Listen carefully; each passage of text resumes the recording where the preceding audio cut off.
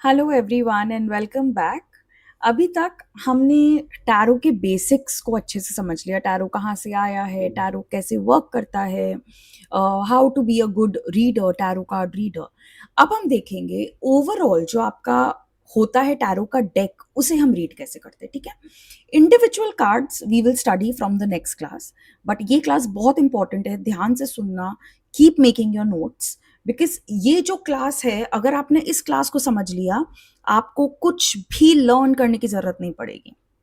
ठीक है, बहुत सारे बिगिनर्स जो होते हैं वो सिर्फ मीनिंग्स याद कर लेते हैं, लेकिन जो एक्सपीरियंस्ड रीडर्स होते हैं उन्हें मीनिंग्स याद करने की जरूरत ही नहीं पड़ती।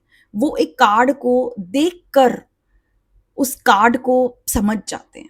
ठीक है, so first we will start with the elements of the tarot card. देखो, यहाँ पे मैंने आपको 3 कार्ड्स दिखाए हैं। There are so many things that we can see in the card. ठीक है, I will go one by one कि हम एक कार्ड को जब देखते हैं हमें क्या क्या देखना है। You know, when we see a movie, we look at the actor, we look at the actress, we look at who the director is, we look वो आइनॉक्स में लगी है या क्या बोलते पीवीआर में लगी है, हम ये देखते हैं उसका स्क्रीन प्ले कैसा है, उसके डायलॉग्स कैसे हैं, right. There are so many aspects to a movie.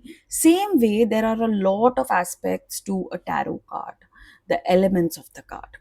The first thing is card name. देखो, there are a lot of cards जिसके नीचे आपको ये ऐसे नाम मिल जाएगा। ठीक है, ace of swords, the magician, the sun, and थोड़े बहुत ऐसे भी कार्ड्स है जिसमें आपको नीचे नाम नहीं मिलेंगे।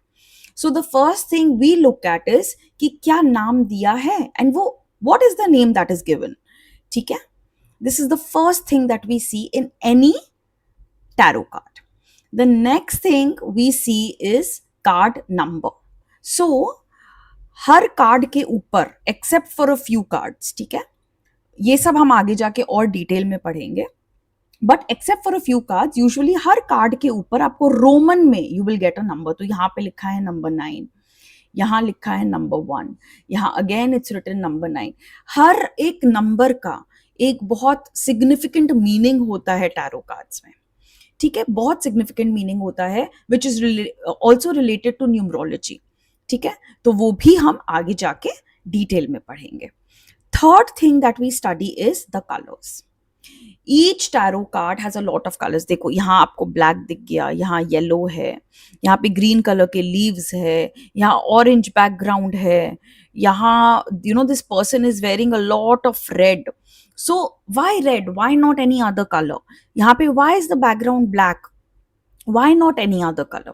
So each and everything that we see, all the colors, they hold a significant impact in reading the cards. ठीक है, next we come to the character. देखो, यहाँ पे क्या है, in every card we have to see क्या कोई इंसान है बना हुआ, एक से ज्यादा इंसान है बना हुआ, और is there no character in the card, is there an animal in the card. We have to observe the character. यहाँ पे हम देख रहे हैं एक आदमी ऐसे बैठा हुआ है, यहाँ पे हम देख रहे हैं 2 लोग नीचे गिर रहे हैं, यहाँ पे somebody you know who feels very authoritative यहाँ बैठा हुआ है। We have to observe the character. ठीक है, next we go to body language and posture. Now जिन जिन कार्ड्स में कैरेक्टर है वो कैरेक्टर का क्या है body language. A lot of times just by seeing the body language we can say कि एक कार्ड ऊपर ही से हमें क्या बता रहा है। अब जैसे यहाँ पे ये आदमी है, ये कुछ लेके भाग रहा है, पीछे देख रहा है, तो इसे देख के ही हम बोल सकते हैं कि जरूर मतलब कुछ तो झोल किया है इस आदमी ने। ये आदमी सो रहा है, ये आदमी अपना सिर झुका के इसके तरफ देख रहा है, ये जो 3 कप्स है। So we have to observe each character का बॉडी लैंग्वेज एंड उसका पोस्चर। Next we go to the background in the landscape. जो कार्ड है क्या चल रहा है उसके बैकग्राउंड में। यहाँ पे वी सी हमें थोड़ा सा हैप्पीनेस दिख रहा है बैकग्राउंड में, फ्लावर्स है, सन है। यहाँ हम देख रहे हैं, आप देखो यहाँ पे थोड़ी सी प्रॉपर्टी बनी हुई है, यहाँ पे देर इज अ कैसल, यहाँ पे जो है बैकग्राउंड उसमें it feels like there is a celebration, right. तो हर कार्ड में आपको वो भी ऑब्जर्व करना है। Next we go to what is the direction and movement in the card. देखो, जिस जिस कार्ड्स में कैरेक्टर्स आपको मिलेंगे ना, उसमें वो कैरेक्टर क्या कर रहा है। जैसे अब यहाँ पे आप देखोगे, यहाँ पे जो आदमी लोग हैं, इन सब का डायरेक्शन हे वायर है, ठीक है। यहाँ पे थोड़ा सा स्टैग्नेंसी दिख रहा है मूवमेंट में, मतलब धीरे धीरे ये घोड़ा आगे जा रहा है। यहाँ आप देखोगे बहुत स्विफ्ट वे में घोड़ा आगे जा रहा है। ओके, सो ईच कार्ड जहाँ कैरेक्टर्स है basically will tell you, even अगर नहीं है, there are a few cards which show movement, तो यहाँ आपको देखने मिलेगा कि what is the sort of energy, मतलब एनर्जी बहुत फास्ट मूविंग है, एनर्जी स्लो है, वो सब आप ऑब्जर्व कर सकते हो through the direction and movement, ठीक है। अब जो चीज है वो है एलिमेंटल एनर्जीज।